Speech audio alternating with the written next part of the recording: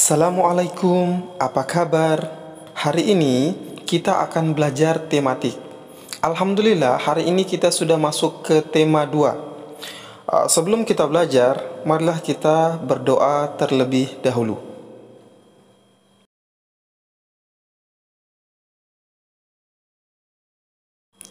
Tujuan pembelajaran kita hari ini yaitu pertama, siswa dapat mengklasifikasi informasi yang didapat dari teks bacaan yang berkaitan tentang aspek apa, siapa, mengapa, kapan, di mana, dan bagaimana.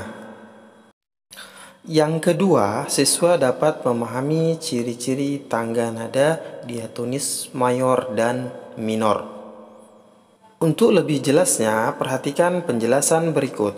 Mencari informasi penting dari teks. Informasi adalah sekumpulan fakta yang menggambarkan sebuah peristiwa atau kejadian tertentu. Informasi dapat membuat kita mengetahui dan memahami sesuatu. Bacalah teks dengan cermat untuk memperoleh informasi penting dari teks.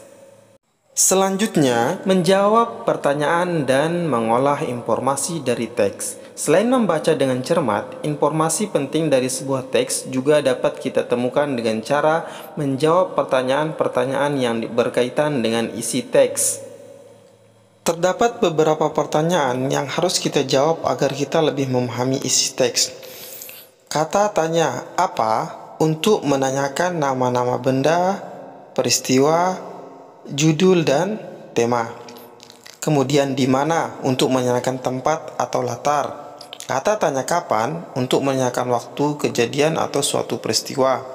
Siapa untuk menanyakan tokoh utama atau tokoh pendukung. Kata tanya mengapa untuk menanyakan alasan suatu masalah dalam teks. Dan yang terakhir, kata tanya bagaimana untuk menanyakan cara membuat proses urutan pendapat atau sikap. Selanjutnya yaitu menyajikan informasi penting dalam bentuk peta pikiran. Informasi-informasi penting dari teks dapat disajikan dalam bentuk peta pikiran. Peta pikiran dapat dikatakan sebagai cara mencatat yang kreatif dan efektif melalui sebuah diagram. Nah, berikut contoh peta pikiran yang sesuai dengan teks. Wisata hutan desa Bumi Gemilang.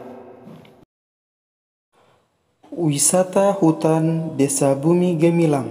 Desa Bumi Gemilang terkenal akan sumber daya alam hutan yang berlimpah. Namun, hutan ini sangat sunyi. Selama bertahun-tahun, penduduk desa Bumi Gemilang mencari kayu bakar sebagai mata pencaharian di hutan ini. Kegiatan penduduk yang secara terus-menerus tersebut membuat beberapa pemuda jenuh. Menurut mereka, hutan di desanya sangat indah dan berpotensi untuk dijadikan hutan wisata.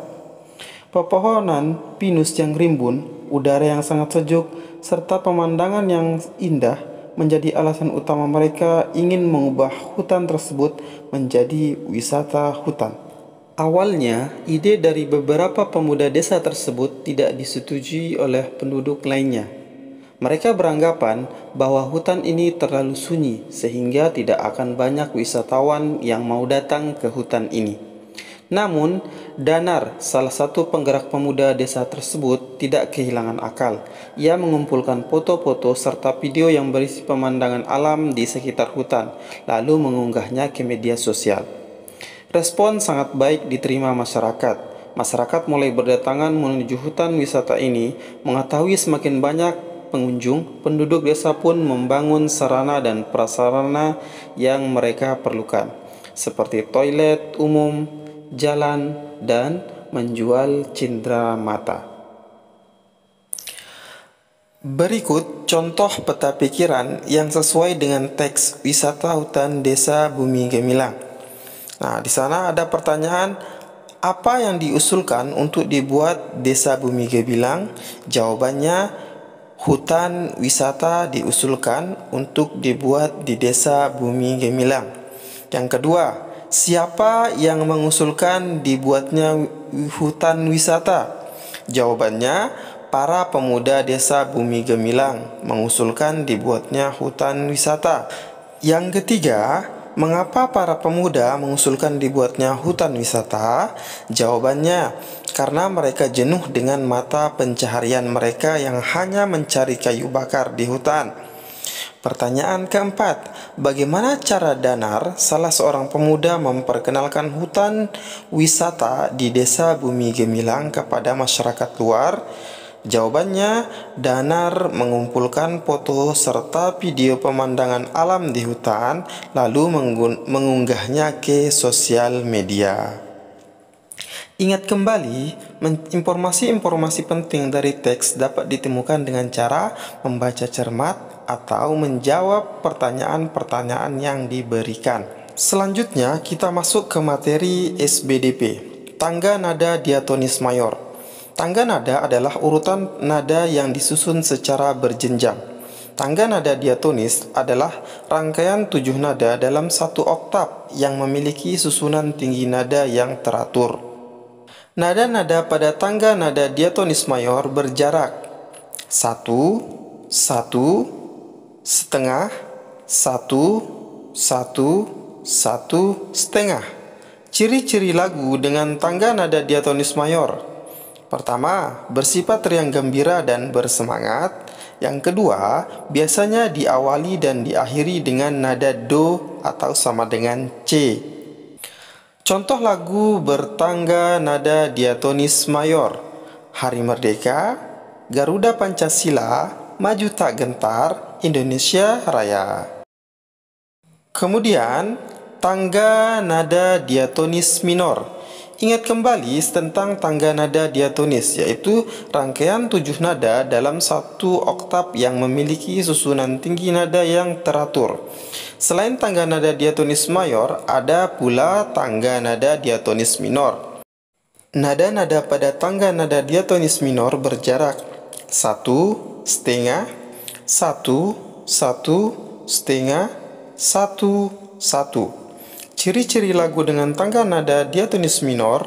Pertama, bersifat sedih dan syahdu atau sendu. Yang kedua, biasanya diawali dan diakhiri dengan nada la atau sama dengan A. Tangga nada diatonis minor ada 3 jenis. Yang pertama, tangga nada minor asli.